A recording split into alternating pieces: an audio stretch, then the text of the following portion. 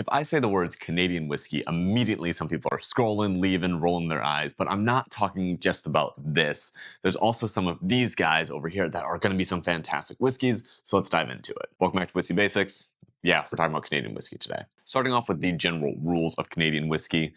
Canadian whiskey is honestly going to be the most open when it comes to the rules, so there's not going to be quite as many. Number one, it has to be made from cereal grains. Number two, it has to be aged in a wooden barrel no larger than 700 liters. Number three, it has to be at least 3 years old. Number four, it can't be anything less than 40% ABV, just like all the other whiskey. And number five, it has to be made and aged in Canada.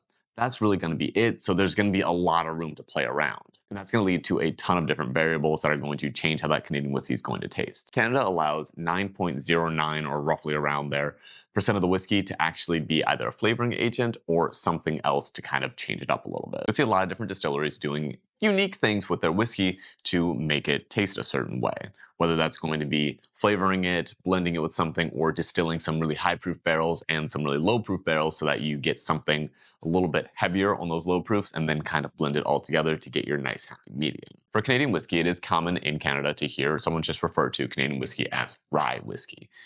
Now, that doesn't mean there's actually rye in the whiskey. We can get into that at a later point, but whole historical context, rye whiskey in Canada can just mean Canadian whiskey. When it comes to Canadian whiskey, there are a lot of really good ones and a lot of not so great ones. So if you've ever had a good Canadian whiskey or you want to talk about your experience with Canadian whiskey, drop it down in the comments below.